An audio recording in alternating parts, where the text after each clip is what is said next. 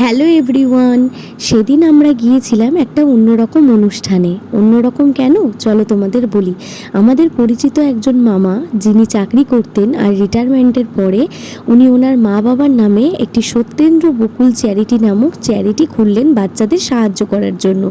সেই উপলক্ষেই আমাদের নেমন্তন্ন ছিল তার বাড়িতে।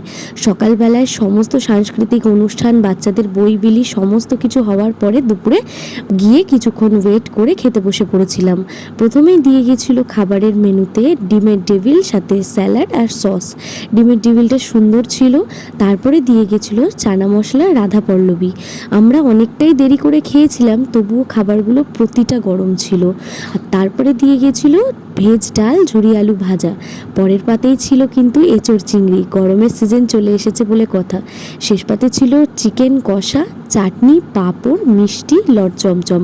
সত্যি অন্যরকম একটা অনুষ্ঠানে গিয়ে ভীষণ ভালো লেগেছিল। এত এত বাচ্চা, তাদের সাহায্য করতে দেখাটাও আমাদের সৌভাগ্যের ব্যাপার।